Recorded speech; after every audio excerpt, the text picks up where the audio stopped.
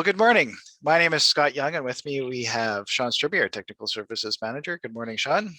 Good morning. We are with Optrics Engineering, and this is another edition of the Optrics Insider. Today we have 4 topics to cover. The first one is Pulse Secure VPN has a fix, 21 nails in Exim, Colonial pipeline is hit by a ransomware, and interestingly enough, the US declares an emergency regarding that. And then Signal tries to take out Instagram ads. So lots of interesting topics today. Sean, let's start with Pulse Secure VPN has a fix. Yeah, so Pulse Secure is an SSL VPN appliance. And over the last little while, they have had to release a number of fixes. There's a number of articles out there that say, at least 5 US federal agencies have been breached through a vulnerability in this Pulse Secure VPN. The advanced persistent threat actors are leveraging a authentication bypass technique, and Pulse Secure's 0-day vulnerability that was released by FireEye. And the US CERT has released a couple of notices that the exploitation continues, and how to figure out if your box, your Pulse Secure SSL VPN appliance, has been used, because it's quite interesting. They were bypassing 2-factor authentication and changing the security appliance to have a read-write hard drive so that the advanced persistent threat actors could actually install additional libraries on the appliance so that they could capture credentials and do all sorts of nasty things. So now there is Pulse Secure has released a file integrity check utility.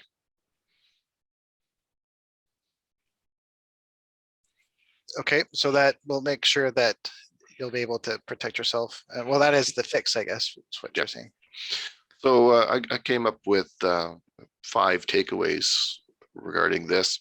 One is IPsec versus SSL VPN. You would think that SSL VPN or SSL would be good because that's what the bank sites are using.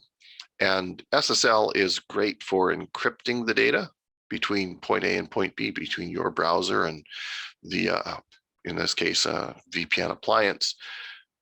But you can still make a connection and do other things, where an IPsec VPN, harder to set up, definitely, but is an industry standard that you have to have the right client with the right certificate, with the right authentication, with all of the things that make it harder to manage, do make it much, much more secure. In this case, 2-factor authentication was bypassed. So just because you have 2-factor authentication doesn't mean that everything is protected. File integrity check, I like that idea, but this is a case of maybe closing the barn after the horses left. Maybe we should have something like a file integrity check run on a regular basis on anything that is a security appliance. Make sure that everything is happy. So I've got a question for everybody that's been impacted by this Pulse Secure VPN exploit. They had to turn off or disable their VPN.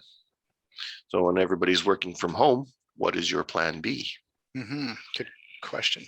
And the final one was, as always, make sure you apply these vendor supplied patches. We're always talking about applying patches on desktops, but it's just as important in this case for an SSL VPN appliance.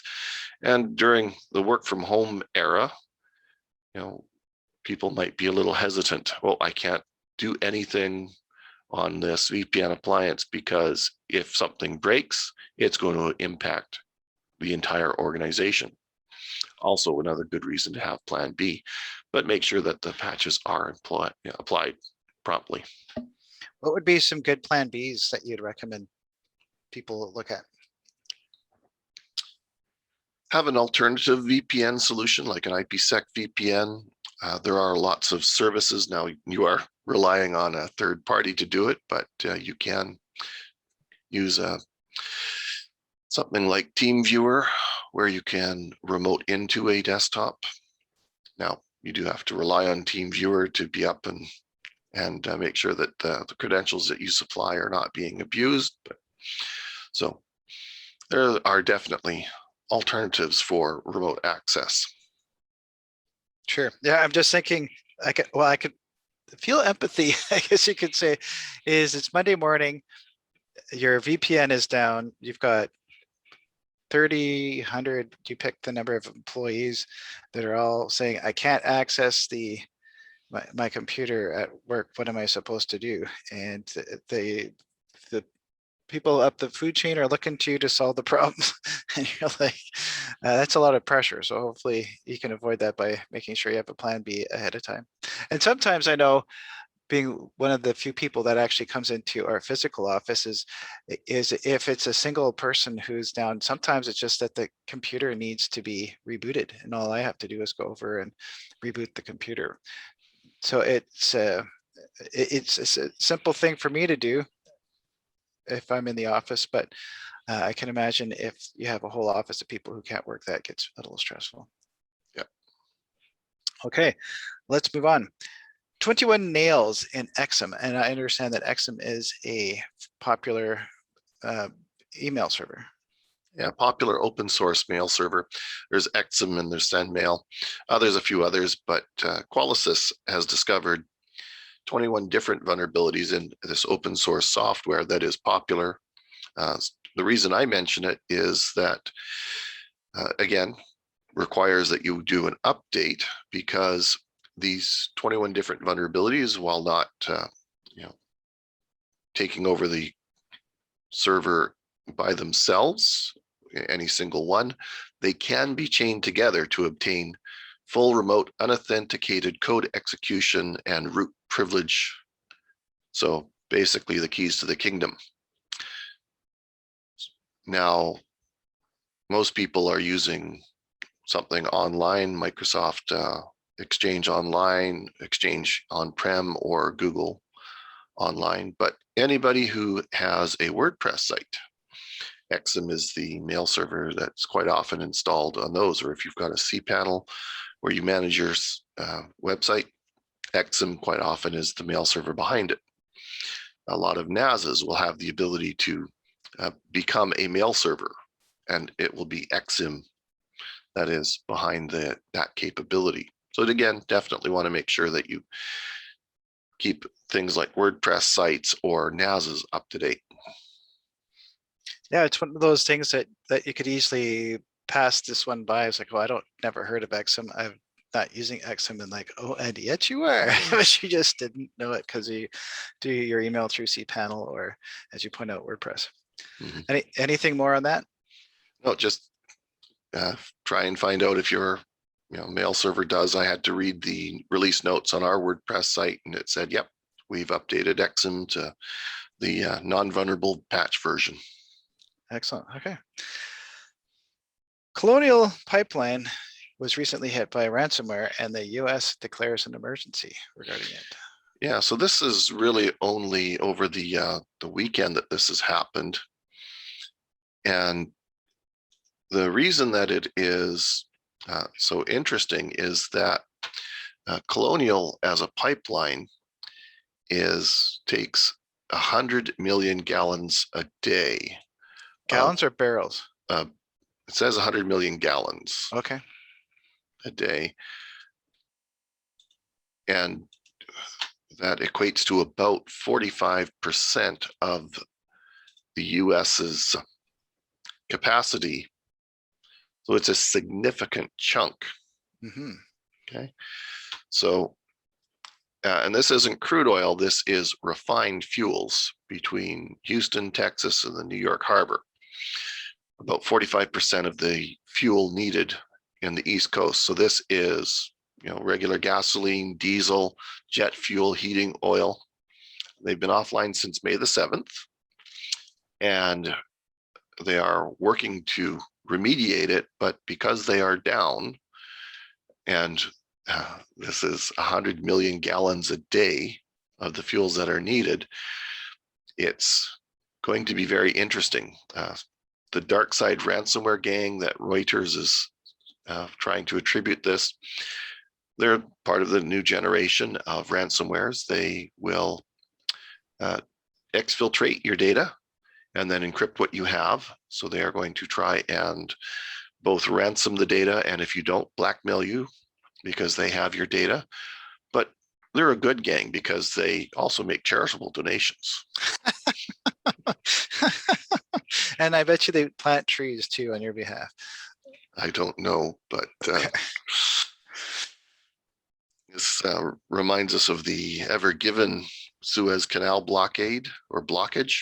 That here's effectively the same idea. This is a major resource that's required, and it's required on a regular basis. There will be some capacity, some buffer, but if this continues, if this blockage, this ransomware stoppage continues for an extended period of time, what's going to happen? They don't know. Some say that shortages are imminent. You might not be able to get heating fuel for your house or your truck. Well, if that's going to disrupt shipping, that's a problem. Now, there should be some capacity. While we're working from home, we're not moving around as much. So the demand should be down, but we don't know. Just know that it was a ransomware attack.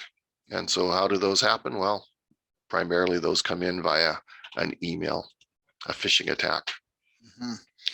Yeah, it's going to have a lot of unforeseen trickle-down effects too down the line for holding back production and everything else associated with it. So is no doubt a big mess.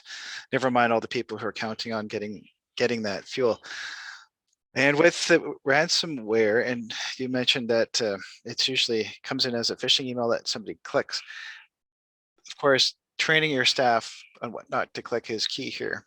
And we have a couple options for you on that, mainly KnowBe4 and recently Curricula. So if you are somebody who is interested in training your staff on what not to click, we'll leave some links below so that you can get some free tests and check it out.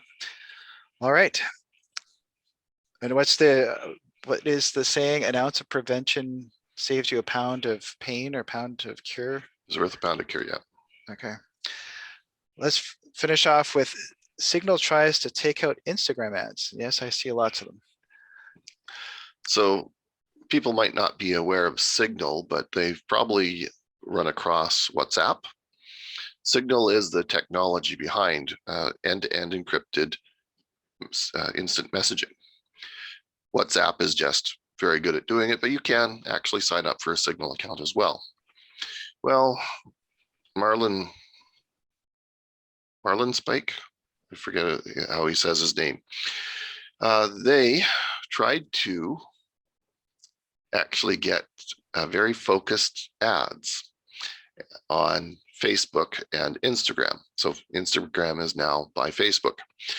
So, here's an example of it. You got this ad because you're a K-pop loving chemical engineer. This ad used your location to see that you're in Berlin and you've just had a new baby, you've moved, and you're really feeling those pregnancy exercises lately. That is so specific. Right? Here's a second one. You've got this ad because you're a teacher, but more importantly, you're a Leo in Signal. You're in Moscow. You like to support sketch comedy, and this ad thinks that you do drag. So the thing here is that it'll display the ad for you, but it'll also explain why. No, the ad is exactly what I've been reading. Oh, this is the ad that was going to be popping up on people on Instagram. Instead of using these to select an ad to display to you, this is the information we have about you.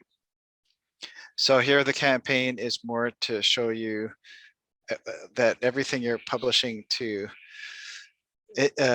social media is being used against you or is profiling you. That's right. Yeah. Most of the time what you see is you just go, I was searching for something on Facebook, or somebody on Facebook group mentioned something about tiles for my floor, and all of a sudden I've got ads popping up about all of these different places that are local that have something to do with floor tiles. Well, this is the technology behind why they get that placement in front of you. Unfortunately, Facebook said, no, not going to allow this. Sorry. Yeah, thank. I had a while ago. Sometimes you wonder if your phone listens to you because, or what happened, because I remember I wanted to know who was in a specific movie I had just watched. And I know there's imdb.com or something along those lines, but I went into Google and I think I only typed the word who. That's it, WHO.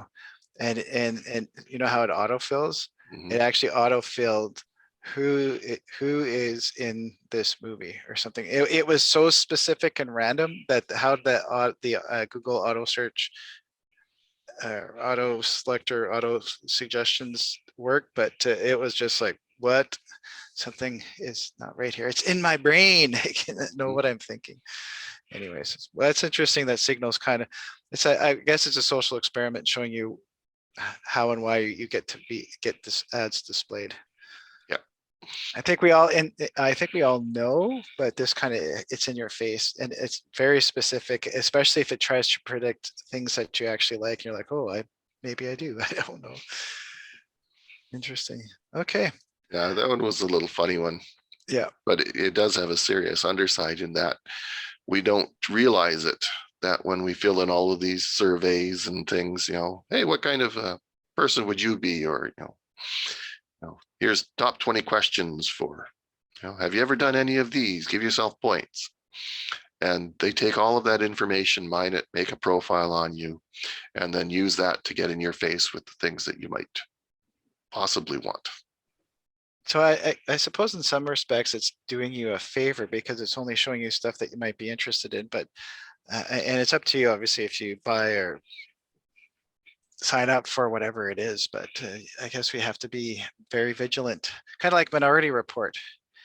I know that goes back to that where the ads were, I think didn't they scan Tom Cruise's eyeball so they could Yep. figure out who he was, and they said, whoa, hello, Jack, or whatever his name was. You're looking good today. How about a new car? Yeah. Whatever it was. Interesting. Okay. Anything else you'd like to add there, Sean? That's it for today. Okay. Well, to review, thank you, Sean. We talked about a fix for the Pulse Secure VPN. We talked about the 21 vulnerabilities in Exim, which is an open source mail server. The impact of Colonial pipeline that was recently hit, like I guess over the weekend or recently by ransomware. And finally, the interesting things behind Signal, which is trying to take out Instagram ads by showing you why you're getting that ad. Where the ad is the profile that you're portraying, I guess, on Instagram or Facebook. Interesting. Lots of interesting stuff there.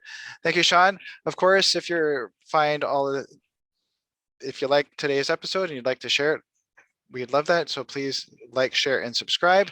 Smash that like button and leave a comment below. Always looking forward to those. Thanks, Sean, and we will see you next time. Bye for now.